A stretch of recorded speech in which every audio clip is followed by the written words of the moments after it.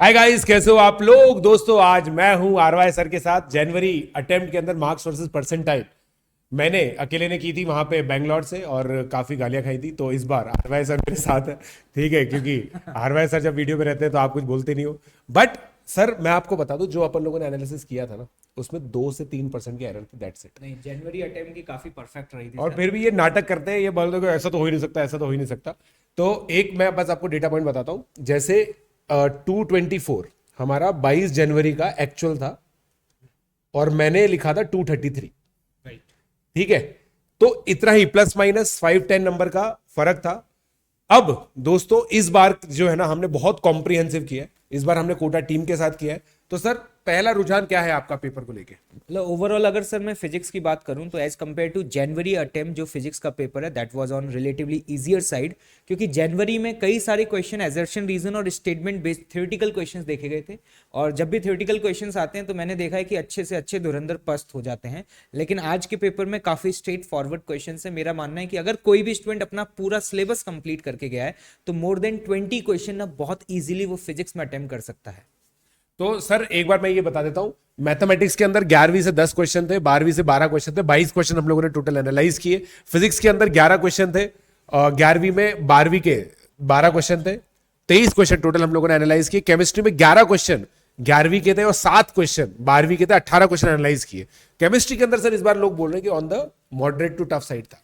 हाँ सर, मतलब एनटीए ने केमिस्ट्री में थोड़ा सा ट्रेंड चेंज किया है। मैं भी देख रहा था कि फिजिकल केमिस्ट्री में कई सारे क्वेश्चंस ऐसे थर्मोडायनेमिक्स वगैरह के क्वेश्चंस मैंने देखे कि Okay. क्वाइट डिफिकल्ट साइड में आए हैं, और कुछ क्वेश्चंस तो इवन काफी लेंथी कैलकुलेशंस वाले हैं। और केमिस्ट्री जो है स्टूडेंट्स को एज कम्पेयर टू जनवरी इस बार रिलेटिवली ज्यादा टफ लगी है। बिल्कुल।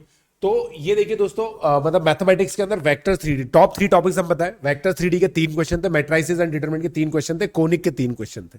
तो सर 10 क्वेश्चन तो इन्हीं 3 टॉपिक से आ गए। फिजिक्स के अंदर सर फिजिक्स में इलेक्ट्रोस्टैटिक्स में जैसे कि आप लोगों ने देखा होगा कि इनफाइनाइट शीट पर मतलब एक ही सेम पैटर्न के 2 सवाल पूछे गए।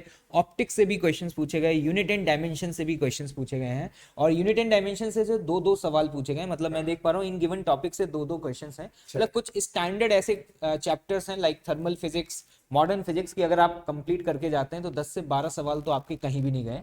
और वहीं पर अगर हम केमिस्ट्री की बात करें तो जैसा कि देखा आप लोगों ने कि क्लास 11th का वेटेज, ये भी सर एक ट्रेंड चेंज हुआ है।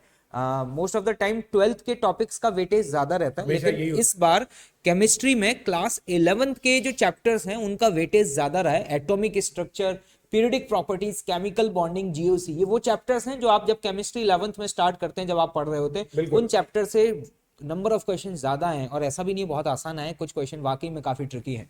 तो ये देखिए, ये फिजिकल केमिस्ट्री हो गया, ये दोनों इनऑर्गेनिक हो गए, ये ऑर्गेनिक केमिस्ट्री का बेसिकली टॉपिक था।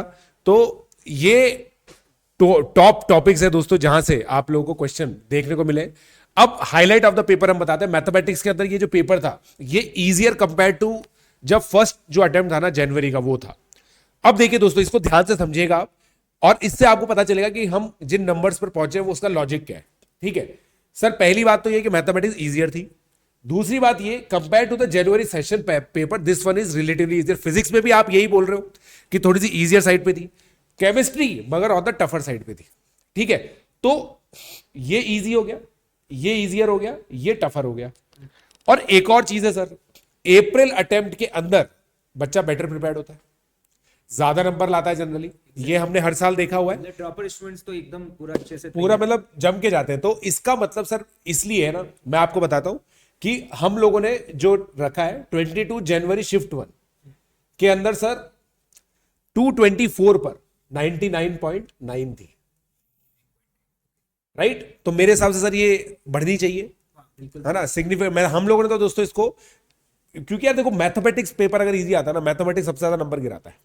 ठीक है, ये थोड़ा सा इजियर साइड पर आया है, तो इस बेसिस पर सर ये कुछ नंबर्स निकल कर आ रहे हैं।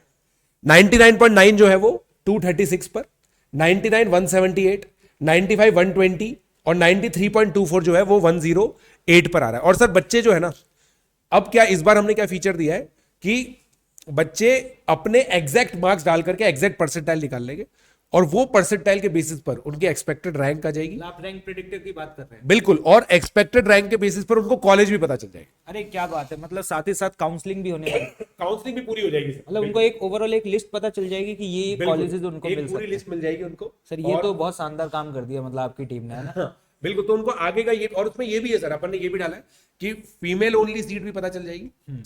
उसके अलावा होम स्टेट और ओपन स्टेट भी पता चल जाएगा, ऑल इंडिया कोटा भी पता चल जाएगा। Everything is covered in that. मतलब it's like a complete package. मतलब अब समझ में आ रहा है कि प्रशांत सर के बैंगलोर में रहने के ना मतलब टेक्निकली हमें कितने फायदे हो रहे हैं दोस्तों। तो आप अपने जो भी एक्सपेक्टेड मार्क्स हैं वो रैंक प्रेडिक्टर में आप डाल करके देख लीजिए भाई कौन कौन से कॉलेजेस हैं, क्योंकि मुझे लगता है कि ये आपकी हेल्प करेगा। स्पेशली 12th क्लास के स्टूडेंट्स के लिए एक सबसे बड़ा सवाल ये आता है कि what will be the next step, अब हमें ड्रॉप लेना है या नहीं लेना। Correct. तो रैंक प्रेडिक्टर आपको कॉलेजेस बताने वाला है और ये आपकी हेल्प करेगा नेक्स्ट डिसीजन लेने में सर। बिल्कुल। तो दोस्तों यही था आज का फलसफा सर, यही चीज है। अब ऑल द बेस्ट आपको आगे की शिफ्ट्स के लिए, और फिर मिलते हैं अगली शिफ्ट में, सॉल्यूशंस भी करेंगे, एनालिसिस भी करेंगे। Let's crack it. Thank you.